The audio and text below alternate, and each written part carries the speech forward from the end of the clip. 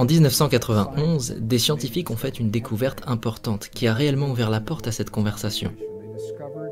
Ils ont découvert que le cœur de tous les êtres humains dénombre approximativement 40 000 cellules spécialisées configurées de manière à créer un réseau neuronal. Dans le cœur. Ces cellules sont identiques à leurs homologues cérébrales, mais elles ne sont pas dans le cerveau. On appelle ça le petit cerveau dans le cœur.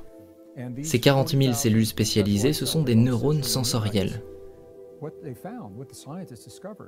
Ce que ces scientifiques ont découvert est que ces cellules pensent indépendamment de notre cerveau. Elles ressentent et elles se souviennent indépendamment du cerveau. Cela signifie que toutes les expériences que nous vivons, y compris celle-ci maintenant, je suis en train d'enregistrer cette expérience aux deux endroits. Et c'est une belle expérience, alors ce n'est pas un problème. Je suis maintenant en train de la sauvegarder dans mon esprit, mais aussi dans l'autre esprit, celui de mon cœur. Mais si nous vivions un traumatisme, il resterait enregistré aux deux endroits. Et si j'essayais de soigner ce traumatisme uniquement en y pensant ou en parlant avec mon intellect, en utilisant des pensées issues de mon mental, je me sentirais probablement incomplet. La guérison serait incomplète, parce que je me suis uniquement adressé à ce qui est ici. Et nous savons ça intuitivement. Lorsqu'on parle de l'intelligence du cœur, ce dont nous parlons est de la capacité de ces neurones de notre capacité à communiquer avec ces neurones en comprenant la manière dont ils fonctionnent.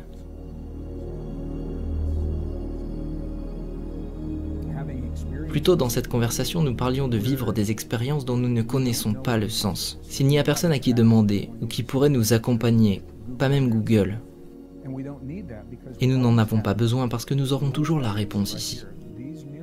Ces neurones sont liés à une sagesse, à une intelligence, qui est juste pour nous. La mienne est juste pour moi, la vôtre est juste pour vous. Et toutes les questions que vous posez à cette intelligence trouveront une réponse qui vous servira dans l'instant.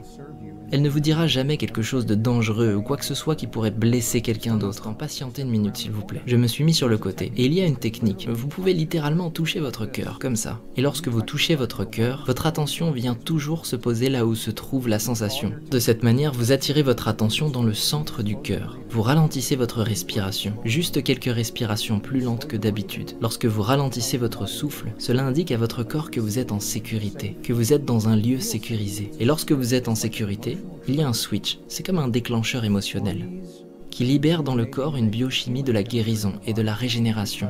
Parce que la chimie du stress et de la survie n'est pas nécessaire lorsque vous vous sentez en lieu sûr. Quand vous ralentissez votre respiration en vous focalisant sur votre cœur, cela ouvre une porte. Et les chamans l'utilisent tout le temps, les nonnes et les moines l'utilisent souvent aussi. Une porte vers cette intelligence du cœur. Et je devais demander à votre tête, c'est fascinant d'un point de vue scientifique. Parce que le cerveau est un organe de polarité.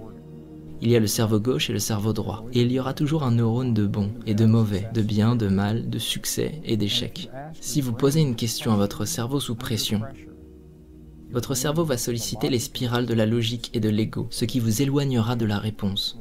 Mais lorsque vous questionnez votre cœur, le cœur n'est pas un organe de polarité. Alors vous vous libérez consciemment de ces spirales pour aller vers ce que nous appelons l'intelligence du cœur. Et généralement, votre cœur va répondre. Le cœur vous connaît très bien, il est proche de vous depuis longtemps. Le cœur va vous répondre avant que vous ayez fini votre question. Vous posez une question simple et concise à laquelle il puisse répondre. Le cœur n'a pas besoin d'un préambule, il n'a pas besoin d'une explication complète, ni de savoir pourquoi vous demandez. Posez une simple question et demandez à votre cœur de vous répondre. Et ce n'est pas quelque chose de wouhou ou de farfelu. Je vous dis qu'il y a ces neurones ici qui comprennent. Ils échappent à ces pensées figées qui viennent de là-haut.